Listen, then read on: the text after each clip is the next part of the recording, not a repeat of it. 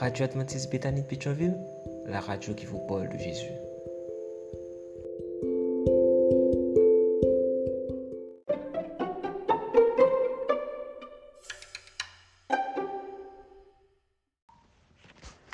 La vision matinale provient de l'œuvre de Monica Diaz, Méditation quotidienne au féminin. La méditation de ce matin, aujourd'hui 11 avril 2024, est tirée du psaume 34, verset 19. L'Éternel est près de ceux qui ont le cœur brisé et il sauve ceux qui ont l'esprit dans l'abattement. Face à la douleur des autres, page 110. Récemment, une de mes amies a perdu son père. J'étais avec elle lorsque le pasteur de l'église est entré et, la voyant pleurer, l'a sermonné en disant « Ne pleure pas ». Pleurer sur la mort de quelqu'un n'a aucun sens pour ceux d'entre nous qui ont l'espérance. Si ce commentaire m'a fait de la peine, je n'imagine pas à quel point il a fait de la peine à mon amie. Elle ne m'a jamais rien dit à ce sujet, mais le fait qu'elle ait encore plus pleuré en entendant cette remarque en dit long. Ces mots ne me semblaient pas appropriés pour plusieurs raisons, mais je n'en mentionnerai que 3. Premièrement, parce que Jésus pleura après la mort de Lazare. Et personne ne dirait que Jésus n'avait pas d'espérance.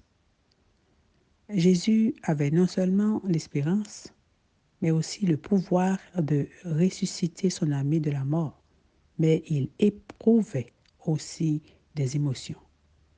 Nier les émotions humaines reviendrait à nier notre humanité même. Deuxièmement, parce que la douleur de la perte est inévitable. Lorsque nous avons eu un tel lien avec quelqu'un qui a généré du bonheur, la souffrance est la réponse naturelle de notre cerveau à la perte de cette source de bonheur.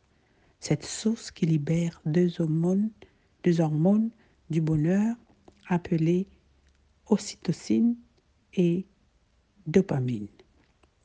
Troisièmement, parce que ces mots portent un jugement de valeur implicite et qu'accompagner quelqu'un dans son pire moment exige de le faire sans le juger, sans prétendre comprendre ce qu'il traverse.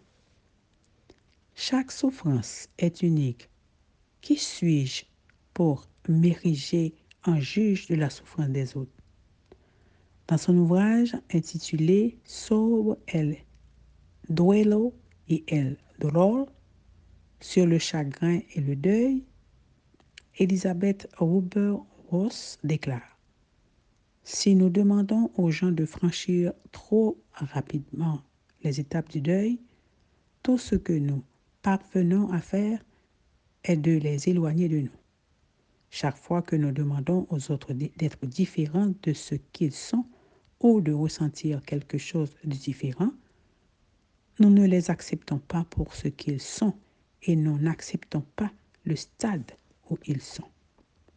Personne n'aime qu'on lui demande de changer et nous détestons encore plus cela lorsque nous sommes en deuil. Personne n'aime qu'on lui demande de changer et nous détestons encore plus cela lorsque nous sommes en deuil. Quand on perd quelqu'un, le monde s'arrête et tout semble irréel. Ce n'est pas le meilleur moment pour recevoir des conseils car le cerveau n'est pas prêt à les absorber. Tout ce que cela fait, c'est éloigner la personne et perdre sa confiance. 2 tragédies en un jour. Voulez-vous aider face à la douleur d'un autre? Les mots ne sont guère nécessaires. Il s'agit d'apaiser par une étreinte et par notre simple présence, être prête à faire ce qui doit être fait. Amen, amen, amen. Face à la douleur des autres, que Dieu vous bénisse. Bonne journée.